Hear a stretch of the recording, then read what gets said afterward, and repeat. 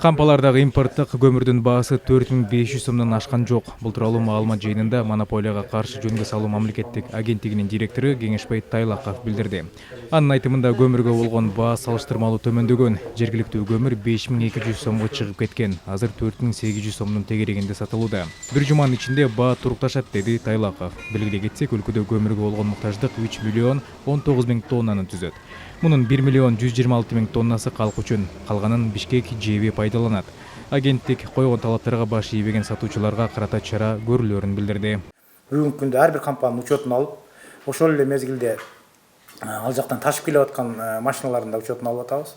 Көбүнчө ушу ташып келүүчүлөрдөн кичине жагдайга таасир берип атат деген ойдобуз.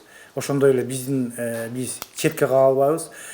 Булардын ортосунда сүйлөшүүлөр болушу мүмкүн. Сговор. Ошол эле ташып келүүчүлөрдүн арасында ошол эле көмүр компаниялары менен болушу мүмкүн. Ал жагына да көңүл бөлүп атабыз. Бул жаатта талдоо иштерин жүргүзүп атабыз да. Предписанияларды бере баштадык. Кечээ күнү бүт Кыргызстан аймактарында, Бишкек шаарында да бир топ предписанияларды бердик. Анан аларды талаптарды койдук.